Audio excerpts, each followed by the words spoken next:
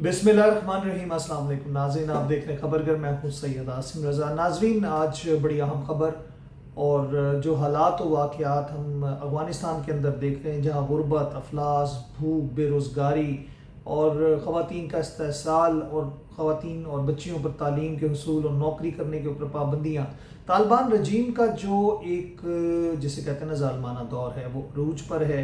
भूख, अफलास और बीमारियों से लोग मर रहे हैं, क्योंकि जो पाकिस्तान की तरफ से रास्ता है वो तो पाकिस्तान ने बंद किया हुआ है, और जहाँ पर इंडिया और इसराइल की तरफ से इमदाद पहुँचती है, जो NGOs के नाम के ऊपर उनको दहशतगर्दी के लिए सामान मुहैया किया जाता है, असला मुहैया किया जाता है, वो भी बेनकाब हो चुका है। और जो ड्रोन्स वगैरह इसराइल की तरफ से दिए गए थे, उनके सबूत भी पाकिस्तान ने दिखा दिए। लेकिन अब तालिबान की छुट्टी होने वाली है।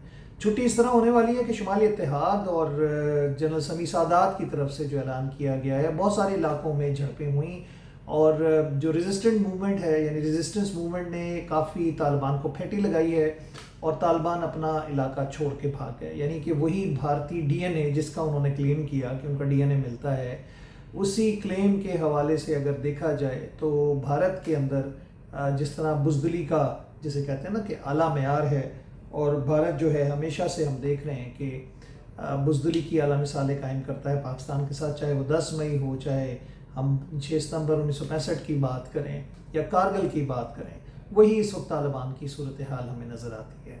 और ये सिर्फ दावा नहीं है, तंग आ गए हैं लोग वहाँ पे तालिबान रजीम से, और उसके बाद अब उनके ख़िलाफ़ बाकायदा मुज़ाहमत का सामना है उनको, और लोगों से ऐलान करके ये कहा जा रहा है कि इनसे छुटकारा हासिल करना है तो उनका साथ दें।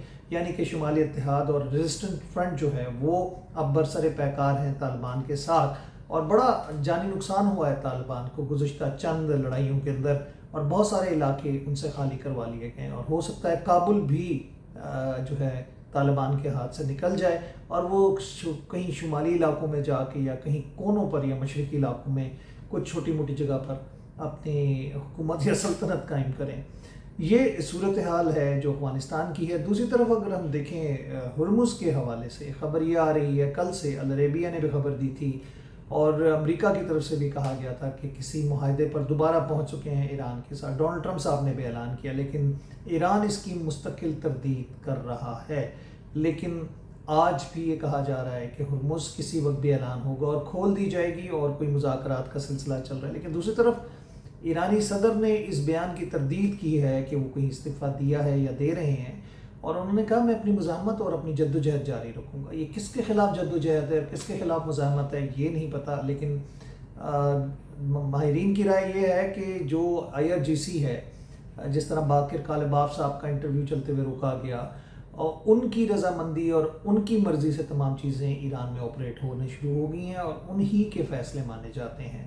तो मसूद पज़ेश्कियान के लिए भी एक ये जिसे कह सकते हैं मुश्किल तरीन वक्त है कि उनकी पॉलिटिकल जो लीडरशिप है उनके फ़ैसलों की जगह IRGC फ़ैसले कर रही है और सुप्रीम लीडर के फ़ैसले जो हैं उनके ऊपर इम्प्लीमेंट किया जा रहा है। तो मुज़ाकरात होते हैं, किससे होते हैं, कौन करेगा, ये एक बड़ा सवालिया निशान है। और इस सवालिया निशान के हवाले से अगर हम बात करें तो आइंदा चंद दिनों में 2-3 दिन के अंदर अंदर चीज़ें सामने आ जाएंगी, क्योंकि डोनाल्ड ट्रंप साहब के बयानात के बाद हम ये देख रहे हैं कि ईरानी जो पॉलिटिकल क़यादत है वो तो इस चीज़ से इनकार कर रही है कि हमारे किसी भी अंदाज में मुज़ाकरात हो रहे हैं। और इस दफ़ा मुज़ाकरात में सऊदी अरब, मोहम्मद बिन सलमान ने डोनाल्ड ट्रंप को बड़ा हमला करने से रोका था। उसके अलावा ओमान है और उसके अलावा कतर है, और ये अपनी सालसी का किरदार अदा करें। पाकिस्तान तो डेफिनेटली शामिल है ही है, लेकिन ये ममालिक भी बीच में शामिल हैं।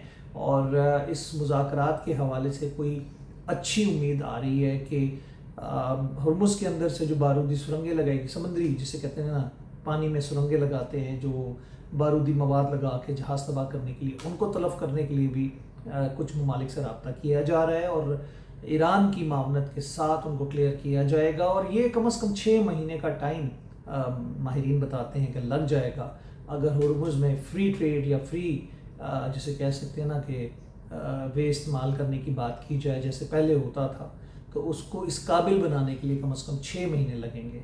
तो ये सूरत हाल है जो कुछ नज़र आ रही है। और दूसरी तरफ हम ये भी देख रहे हैं कि इसराइल की बेचैनी बढ़ रही है। जंग रुकती है तो इसराइल बेचैन हो जाता है, नेतन्याहू बेचैन हो जाता है, क्योंकि उनके तो इलेक्शन सर पे हैं اور 2 مہینے کے اندر اندر ان کے الیکشنز ہوں گے، اور اس کے بعد جو فیٹ ہے نیتن یاہو کی وہ اس جنگ سے ہی منسلک ہے. تو ان کی کوشش یہی ہے کہ دباؤ بڑھتا رہے، اور کیونکہ ابھی تک ایران نے اس فیز کے اندر اسرائیل پہ کوئی حملہ نہیں کیا، اور باضابطہ طور پر اسرائیل بھی اس میں شامل ہوا، کیونکہ اسرائیل ابھی اپنے زخم چاٹ رہا ہے جو پچھلی جنگوں میں ایران نے اس کو دیے اور جو میزائلوں نے اس کی تباہی پھیری. تو اب یہ دیکھنا ہے کہ کیا اب اگر معاہدہ ہوتا ہے تو اس کے بعد اسپوائلر کا کردار کون ادا کرتا ہے. یہ ایک بہت بڑا سوالیہ نشان ہوگا. میں چاہوں گا اجازت، اللہ نے کے پاس.